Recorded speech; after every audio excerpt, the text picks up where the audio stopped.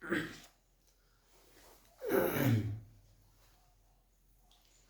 بالله من الشيطان الرجيم. بسم الله الرحمن الرحيم. سبحانك لا علم لنا إلا ما علمتنا إنك أنت العليم الحكيم. رب زدني علما ورب زدني علما.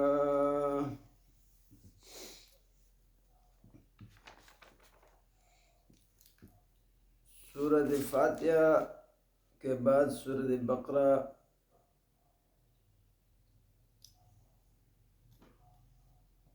کو کیوں لایا گیا، اس کا ربط کل کے سبق میں بیان ہوا۔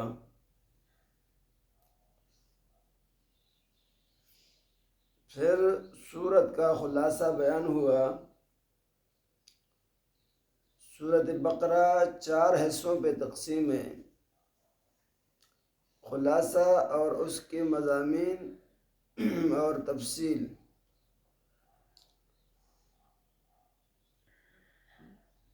تو پہلا جو حصہ ہے وہ 96 نمبر آیات تک ہے۔ اس کے اندر دعوی توحید کا بیان ہے۔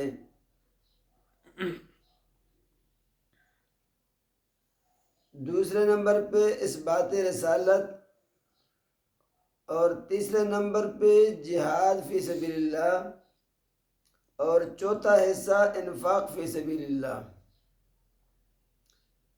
جو پہلا حصہ ہے اس کے اندر 4 باب ہیں۔ تو پہلا باب 21 نمبر آیت تک، اس کے اندر 3 گروہوں کا بیان۔ گویا کہ یہ تمہیدی طور پر جس طرح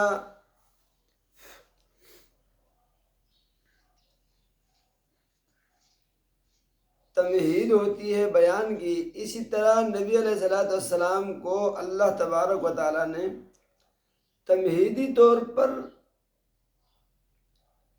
یہ پہلے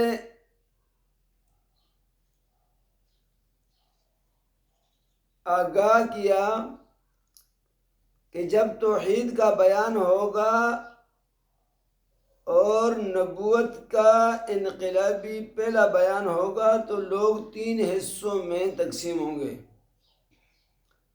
کچھ لوگ ماننے والے ہوں گے اور کچھ لوگ صاف انکار کر دیں گے، اور کچھ ایسے لوگ پیدا ہوں گے جو سامنے تو انکار نہیں کر سکتے، سامنے اقرار کریں گے لیکن دل کے اندر وہ انکار کریں گے، دل سے نہیں مانیں گے۔ تو پہلے مومنین ہو گیا پہلا گروہ، اور دوسرا کافرین، اور تیسرا منافقین۔ یہ 3 گروہ بن جائیں گے۔ تو یہ جو پہلا حصہ ہے اس میں توحید کے بیان کے بعد یہ 3 حصوں کا بیان، 3 گروہوں کا بیان۔ گویا منعوم علیہم، مغضوب علیہم اور الضالین، ان کی تفصیل بھی ہو گئی۔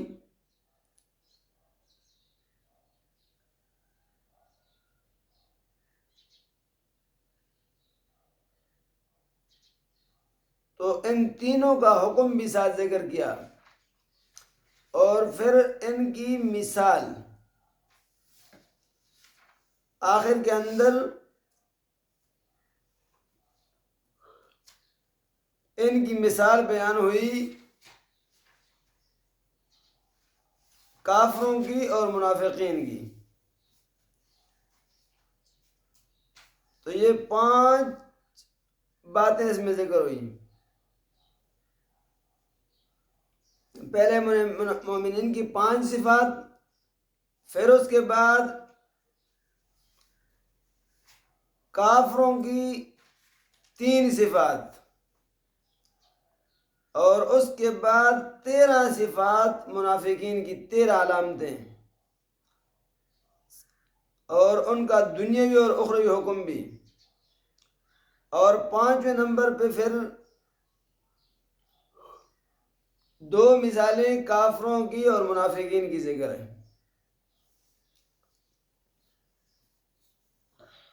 اس تفصیل سے پہلے اور ترجمے سے پہلے یہ سمجھو کہ یہ جو صورت حروف مقطعات ہیں، ان کے بارے میں ہم کیا نظریہ رکھیں گے؟ تو 5 اصول ان کے لیے یاد رکھنے ضروری ہیں۔ پہلا اصول یہ کہ ہمارے لیے یہ عقیدہ رکھنا ضروری ہے کہ یہ اللہ تبارک و تعالیٰ نے جو صورتوں کے اول جو حروف مقطعات ذکر کیے ہیں، یہ کوئی عبث اور فضول معاذ اللہ نہیں ہے، بلکہ یہ ایک خاص مقصد کے لیے، جس کا مقصد اور حکمت صرف اللہ کو معلوم ہے۔ یہ صرف امر تعبدی نہیں ہے کہ بس انسان اس کا مکلف ہے کر دیا، بلکہ ایک خاص مقصد ہے۔ دوسری بات یہ ضروری ہے کہ ان میں سے ہر ایک جو حروف مقطع ہے وہ اپنی اپنی جگہ کے ساتھ خاص ہے۔ مثال کے طور پر الف لام میم صاد، یہ خاص ہے سورۃ اعراف کے ساتھ، دوسری صورتوں کے ساتھ یہ نہیں پڑھ سکتے۔ اسی طرح سورۃ مقطعات، یہ مقطعات یہ صرف قرآن کے سامنے نہیں، بلکہ یہ فصحاء اور بلغاء کی جو فصیح اور بلیغ لوگ ہوتے تھے، ان کے کلاموں کے اول میں یہ ہوا کرتا تھا عرب میں۔ اسی وجہ سے دیکھو ہر چیز پہ اعتراض کیا، لیکن اس پر عرب نے اعتراض نہیں کیا۔ عرب والوں نے، مکہ والوں نے، نبی علیہ السلام کے دشمنوں نے اس پر کوئی اعتراض نہیں کیا۔ کبھی کہتے ہیں ایت بے قرآن غیر ھذا او بدلہ، کبھی کہتے ہیں بھئی اس میں مچھر کا اعتراض، کیسی کتاب ہے جس میں مچھر اور مکھی جیسی چھوٹی چھوٹی مثالیں بیان ہو گئی ہیں، تو یہ اللہ کی اتنی بڑی عظیم کتاب میں ایسی چھوٹی مثالیں، کبھی کیا اعتراض، لیکن اس پر اعتراض نہ کیا۔ تو اس سے معلوم ہوتا ہے کہ ان کے کلام میں، فصحاء اور بلغاء کے کلام کے اول میں یہ حروف مقطعات ہوتے ہیں۔ چوتھی بات یہ ضروری ہے کہ بعض علماء نے اس کو متشابہات میں شمار کیا ہے۔ قرآن کی 2 قسمیں، ایک محکمات اور ایک متشابہات۔ محکمات کسے کہتے ہیں؟ محکمات وہ ہیں کہ جن کا ایک ہی معنی ہو، دوسرا معنی نہ ہو سکے۔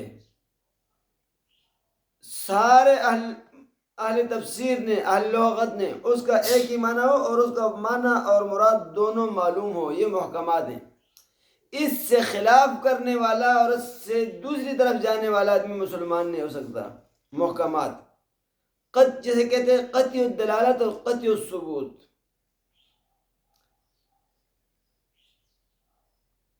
اچھا، تو یہ بعض کہتے ہیں یہ حروف مقطعات مشابہات میں سے ہیں، اور بعض کہتے ہیں کہ مشابہات نہیں ہیں۔ لیکن ہم اتنا ایمان ہمارا ضروری ہے، اتنا ایمان ہم ضرور رکھیں گے کہ یہ جتنی بھی ہیں، جو اس سے اللہ نے ارادہ کیا ہے وہ برحق ہے۔ اور بعض یہ کہتے ہیں کہ مقطعات اشارہ ہے شعب ایمان کی طرف، ایمان کے جتنے شعبے ہیں، تو ان کو اگر تکرار سے شمار کیا جائے، الف لام میم اور کاف ہا یا عین صاد، الف لام میم صاد، یہ سارے اگر ان کو شمار کیا جائے نا تو یہ 70 بنتے ہیں۔ کتنے بنتے ہیں؟ 70 حروف۔ تو اسلام کے بھی 70 شعبے ہیں، 70۔ الاسلام بضع و سبعون شعبۃ ادناها اماطۃ الاذى عن الطریق۔ نبی علیہ السلام فرماتے ہیں کہ اسلام کے کچھ اوپر، یعنی 70 کے قریب وہ شعبے ہیں، اور ان میں سے چھوٹی بات کیا ہے؟ وہ تکلیف دہ چیز کو راستے سے ہٹانا، یہ بھی اسلام کا ایک شعبہ ہے، اس پہ ثواب ملتا ہے۔ یہ بات ہو گئی۔ دوسری یہ بھی کہا گیا ہے کہ بغیر تکرار کے اگر تکرار کو حذف کریں اس کے تو پھر یہ 14 بنتے ہیں. 14 حروف مقطعات کتنے حروف ہیں؟ 14 حروف ہیں. تو اس سے یہ لازم معلوم ہوتا ہے کہ بھائی مفسر جو تفسیر لکھنے والا ہے نا اس کے لیے 14 علوم کا ہونا ضروری ہے. باقی مقطعات کو مقطعات کیوں کہتے ہیں؟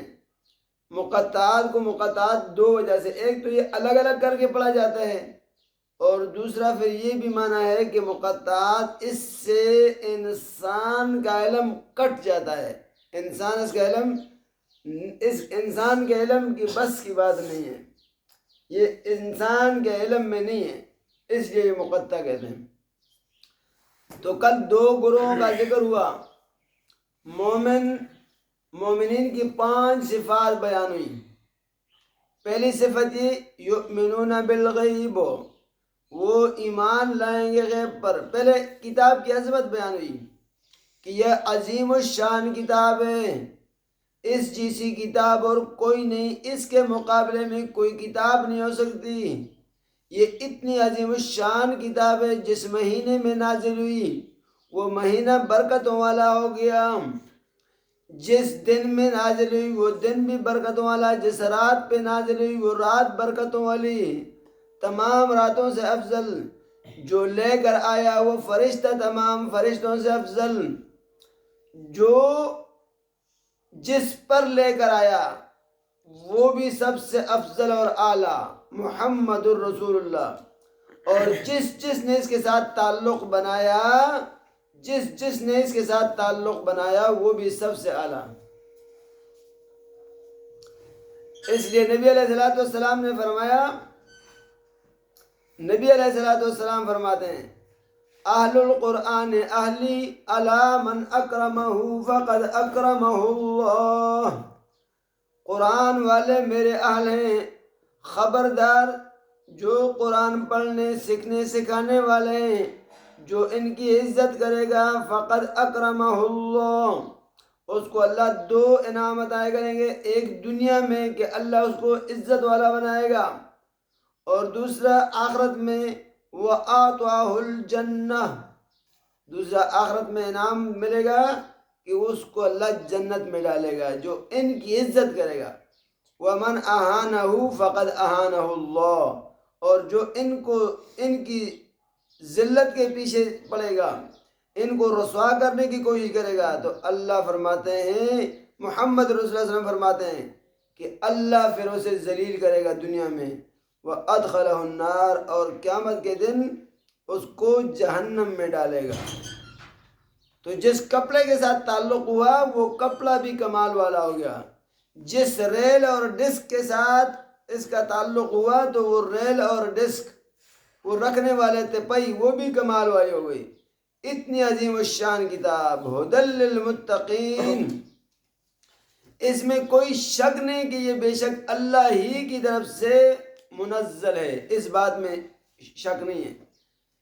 یہ بنائی ہوئی بات نہیں کسی کی، بلکہ یہ پکی بات ہے کہ یہ اللہ کی طرف سے نازل شدہ ہے.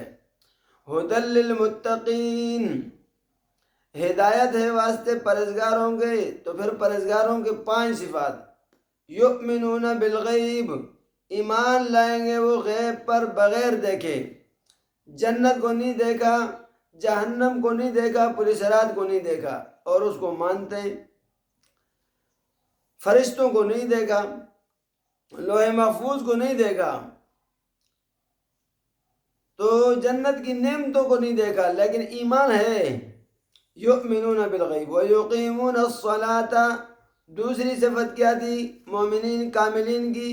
کہ نماز کی پابندی، اقامت صلاۃ، نماز کو اپنے تمام ارکان اور تمام مقتضیات کے ساتھ ادا کرتے ہیں. وَمِمَّا رَزَقْنَاهُمْ يُنْفِقُونَ، اور اس میں سے جو ہم نے دیا ہے خرچ کرتے ہیں. یہ تیسری صفت. اور چوتھی صفت قرآن پر اور پہلی کتابوں پر ایمان لاتے ہیں کہ پہلی کتابیں بھی برحق ہیں. کون سی؟ جو محرف نہیں ہیں، وہ جو اللہ ہی کی طرف سے تھی، محرف ہونے سے پہلے وہ برحق ہیں. اور قرآن مجید تو سارا کا سارا وہ تو ہے ہی برحق، وہ تو ہے، محرف نہیں ہے۔ تو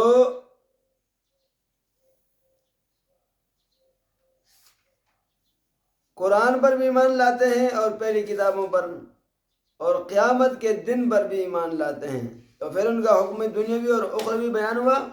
اولئک علی ھدی من ربہم، دنیا کا حکم یہ ہے کہ یہ اللہ کی طرف سے پکے پکے ہدایت پر ہوں گے، ہدایت کی سواری پر ان کو سوار کرنے والا رب ہے، تو کوئی اتار نہیں سکتا۔ وَأُولَئِكَ هُمُ الْمُفْلِحُونَ، اور یہی لوگ ہیں آخرت میں کامیاب، یہ ان کا اخروی حکم ہو گیا۔ اگلی آیات میں ان الذین کفروا سواء علیہم اانذرتهم ام لم تنذرهم لا یؤمنون، ختم اللہ علی قلوبہم وعلی سمعہم وعلی ابصارہم غشاوۃ ولہم عذاب عظیم۔ اس میں کفار کی 3 علامات بیان ہوئی ہیں، 3 علامتیں۔ ایک ان کا ڈرانا اور نہ ڈرانا دونوں برابر ہے، یعنی ایمان نہیں لاتے۔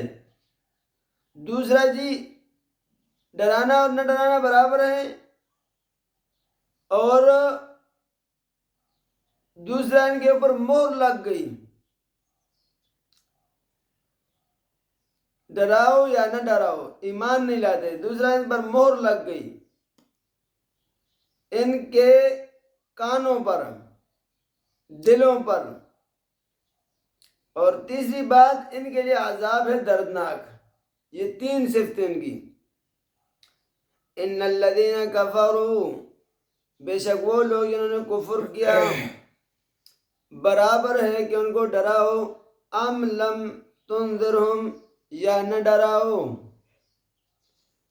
انذار اور عدم انذار۔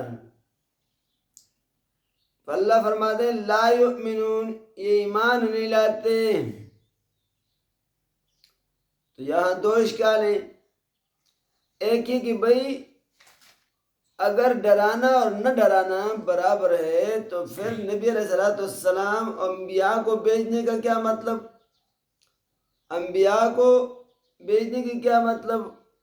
قرآن کو پھر بیان کرنے کا کیا مطلب؟ قرآن کے نازل کرنے کا کیا مطلب؟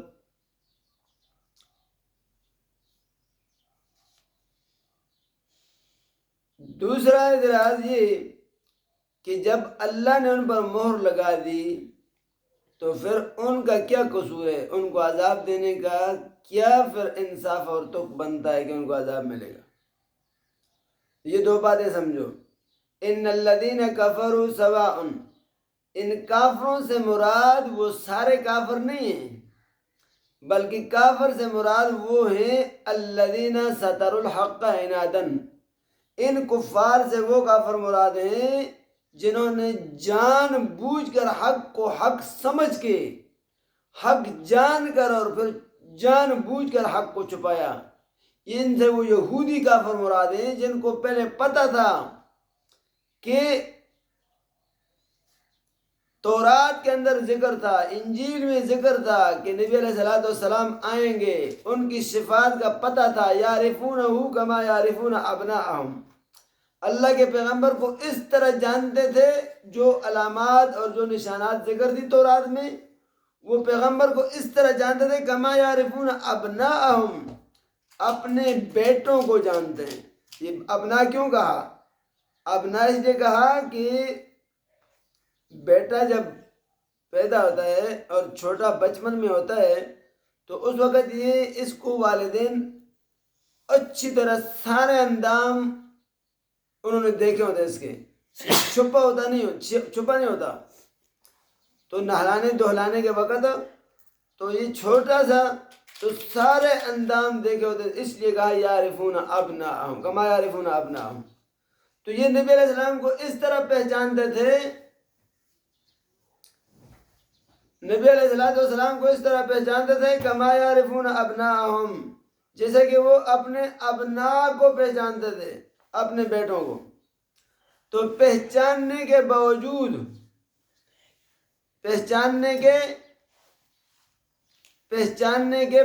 توجہ کرے ذرا، پہچاننے کے باوجود انکار کیا، حق کو چھپایا ہے، تو اس وجہ سے پہچاننے کے باوجود حق کو چھپایا، تو اس سے وہ کافر مراد ہیں، سارے کافر مراد نہیں۔ دیکھو کتنے کافر مسلمان ہوئے، یہ صحابہ پہلے کیا تھے اور پھر مسلمان ہو گئے۔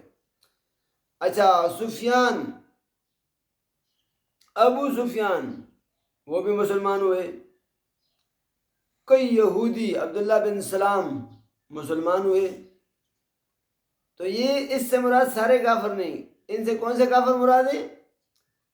کہ بھائی بے شک وہ لوگ جنہوں نے کفر کیا برابر ہے کہ ان کو ڈراؤ یا نہ ڈراؤ، دونوں برابر ہیں ان پر، وہ ایمان نہیں لاتے، تو یہ پھر کیوں ایمان لایا؟ ان سے وہ کافر مراد ہیں جنہوں نے جان بوجھ کر حق کو چھپایا۔ سمجھ آ گئی؟ دوسری بات، ختم اللہ علی قلوبہم، اللہ نے جب مہر لگا دی تو پھر ان کو سزا کیوں؟ بھئی مہر جب بریت جب لگ گئی تو ان کا کیا قصور ہے، پھر ان کو سزا کس بات کی؟ تو جواب یہ ہے کہ دیکھو مہر ایک دم نہیں لگتی، پہلے 4 سٹیپ ہوتے ہیں انسان کے لیے 4 مولتے ہیں۔ پہلے یہ شک کرتا ہے، پہلے کیا کرتا ہے؟ میری طرف توجہ، یہ پہلے کیا کرتا ہے؟ شک کرتا ہے، جب شک کیا پھر اس کو اختیار ہے آگے پھر یہ انکار کرے یا نہ کرے، پھر انکار کے بعد پھر جھگڑا کرتا ہے، جب جھگڑے پہ آ کر تل جاتا ہے نا حق کے خلاف، پہلے شک کرتا ہے پھر انکار کرتا ہے پھر آ کر جھگڑا کرتا ہے، جب یہ جھگڑا کرتا ہے حق کے خلاف تو پھر مہر لگ جاتی ہے۔ تو گویا اس نے یہ خود اس کے کرتوتوں کی وجہ سے مہر لگی ہے، اس طرح اللہ مہر نہیں لگاتے۔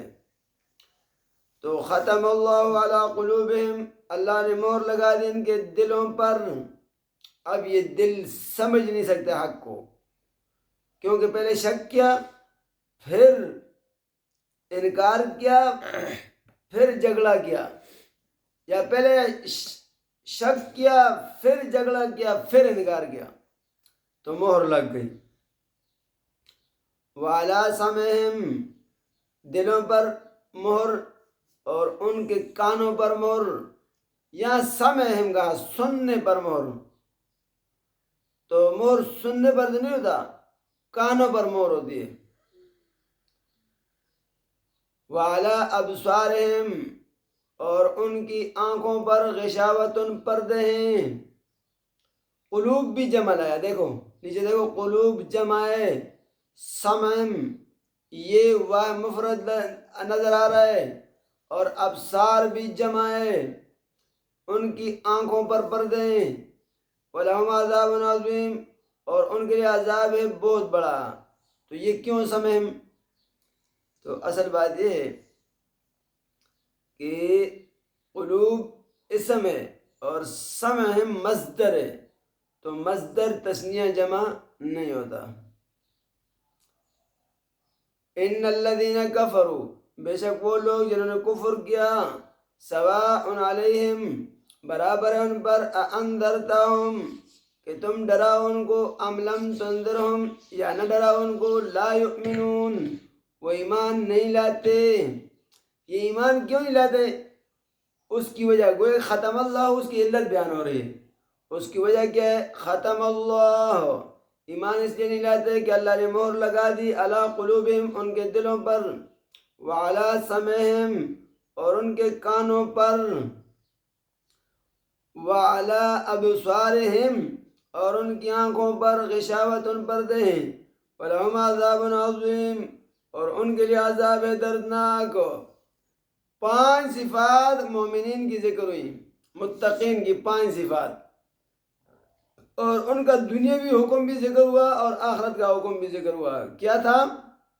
اولئک علی ھدی من ربہم، دنیا میں وہ اللہ کی طرف سے ہدایت پر ہوں گے، ہدایت کی سواری پر چڑھانے والا اللہ ہے، تو ان کو کوئی اتار نہیں سکتا۔ یہ صحابہ کے بارے میں، وَأُولَئِكَ هُمُ الْمُفْلِحُونَ۔ اب جس آدمی نے کہا کہ فلانا صحابی معاذ اللہ مرتد، یہ آدمی خود اس طرح ہے، خود مرتد ہے، کوئی صحابی بھی مرتد نہیں ہوا، جس نے دل سے ایمان لایا وہ کوئی بھی مرتد نہیں ہوا۔ کیوں؟ ان کو ہدایت پہ لانے والا، سواری پر سوار کرنے والا وہ رب ہے۔ وَأُولَئِكَ هُمُ الْمُفْلِحُونَ، یہی لوگ اللہ کی ہدایت پر ہیں اور یہی لوگ کامیاب ہیں۔ اچھا، ان الذین کفروا، یہاں سے کافروں کی 3 علامات بیان ہوئی۔ بے شک وہ لوگ جنہوں نے کفر کیا برابر ہے ان پر کہ آپ ان کو ڈرائیں، ام لم تنذرہم، یا نہ ڈرائیں ان کو، لا یؤمنون، وہ ایمان نہیں لاتے۔ اللہ اکبر۔ ختم اللہ، ایمان کیوں نہیں لاتے؟ اللہ نے مہر لگا دی ان کے دلوں پر، وعلی سمعہم، اور ان کی کانوں پر، وعلی ابصارہم غشاوۃ، اور ان کی آنکھوں پر پردے ہیں، وَلَهُمْ عَذَابٌ عَظِيمٌ، اور ان کے لیے عذاب ہے۔ یہ آخرت کا حکم، دنیا میں ان کے اوپر مہر جباریت لگ گئی، اور آخرت میں عذاب عظیم ہوگا، بڑا عذاب۔ وآخر دعوانا الحمدللہ رب العالمین۔